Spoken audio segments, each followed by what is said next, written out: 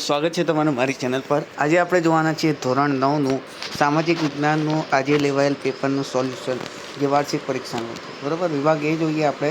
પહેલો પ્રશ્ન છે કે ભારતમાં આવવાનો નવો જળમાર્ગ કોણે શોધ્યો? તો વાસ્કો દ ગામાએ શોધ્યો હતો, ઓપ્શન સી। બીજો પ્રશ્ન છે કે બંગાળના ભાગલાના અમલનો દિવસ કયા દિન તરીકે ઉજવવામાં આવે? તો ઓપ્શન બી, બકભંગ દિન। ત્રીજો પ્રશ્ન છે કે સ્વતંત્રતા મળ્યા બાદ ભારતના તત્કાલીન ગૃહપ્રધાન તરીકે કોની નિમણૂક થઈ હતી? તો સરદાર પટેલની। ચોથો પ્રશ્ન છે કે ભારતના નાગરિકને કેટલી ઉંમરે મતાધિકાર છે? તો 18 વર્ષે। પાંચમો પ્રશ્ન છે કે એક વાહનને આગળ જવા અગ્રતા આપવી જોઈએ, તો આપાતકાલીન વાહન માટે, જેમ કે આપણે 108 છે, બરાબર, એક્ઝામ્પલ તરીકે 108। ત્યારબાદ છઠ્ઠો પ્રશ્ન છે કે અરવિંદ ઘોષે ખાલી જગ્યા પુસ્તકના ક્રાંતિની યોજના આલેખી હતી? તો ભવાની મંદિરની। સાતમો પ્રશ્ન કે બીજા વિશ્વયુદ્ધથી યુરોપિયન સત્તામાં ખાલી જગ્યાનો અંત આવ્યો? તો સામ્રાજ્યવાદ। આઠમો પ્રશ્ન કે આજે પણ પંજાબ, હરિયાણા, ચંદીગઢ વચ્ચે એક જ વડી અદાલત છે, બરાબર। નવમો પ્રશ્ન કે ઋતુ પ્રમાણે બદલાતી આબોહવા એટલે મોસમી પ્રકારની આબોહવા। 10મો પ્રશ્ન કે સપ્ટેમ્બર 1994માં ગુજરાતના ખાલી જગ્યા શહેરમાં પ્લેગનો રોગચાળો ફેલાયો હતો? તો સુરતમાં ફેલાયો હતો। ત્યારબાદ ખરા ખોટા આપેલા છે। 11મો પ્રશ્ન જોઈએ કે ભારતીય બંધારણનું 26મી જાન્યુઆરી 1905ના દિવસે પસાર થયું હતું? તો ખોટું આવશે, બરાબર એમાં।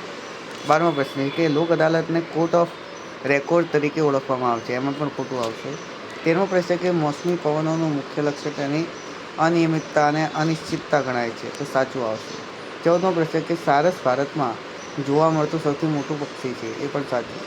15મો પ્રશ્ન પશ્ચિમ ભારતના ઓડિશા અને પશ્ચિમ બંગાળના દરિયા કિનારો મળ્યો છે? તો એ ખોટું આવશે। ત્યારબાદ જોડકા આપ્યા છે। બંગાળનું વિભાજન તો વાઇસરોય કર્ઝન દ્વારા કરવામાં આવ્યું હતું, સી। 17મા પ્રશ્નમાં એ આવશે હોટલાઇન, તો ક્યુબાની કટોકટી। ત્યારબાદ હુલર તો ભૂગર્ભીય ક્રિયાથી રચાયેલું સરોવર। ત્યારબાદ પાઇન દેવદાર તો હિમાલયના ઊંચા ઢોળાવવાળો વિસ્તાર, બરાબર। ત્યારબાદ લાલ લાઇટ તો વાહન સ્ટોપ કરવું। ચલો એના પછી 21મો પ્રશ્ન વન લાઇનર ક્વેશ્ચન આન્સર છે કે 10 ડિસેમ્બર કયો દિવસ મનાવવામાં આવે છે? તો માનવ અધિકાર દિન મનાવવામાં આવે છે। 22મો પ્રશ્ન ઓક્ટોબરથી નવેમ્બરની ઋતુના કયા નામે ઓળખવામાં આવે છે? તો નિવર્તન ઋતુ તરીકે ઓળખવામાં આવે છે। 23મો પ્રશ્ન કે ભારત સરકારે નવી રાષ્ટ્રીય નીતિ વન નીતિ ક્યારે અમલમાં મૂકી? તો 1952માં। ત્યારબાદ સ્ટોપ લાઇન એટલે શું? તો જે માર્ગ પર ઊભા રહેવાનું સંકેત હોય તેને સ્ટોપ લાઇન કહેવામાં આવે છે, બરાબર। ચલો ત્યારબાદ વિભાગ ડીનું સોલ્યુશન।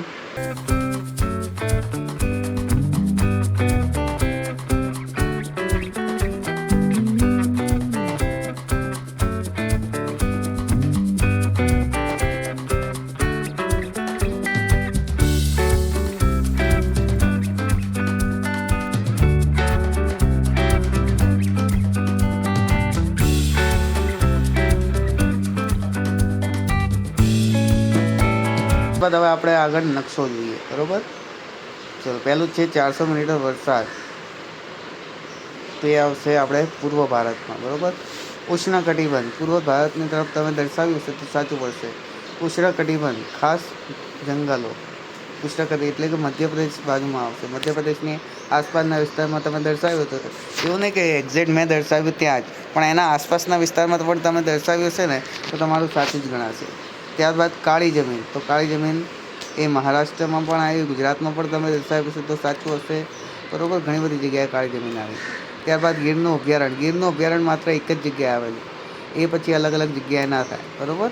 એ માત્ર ગુજરાતમાં જ તમારે દર્શાવવું પડે। ચાલો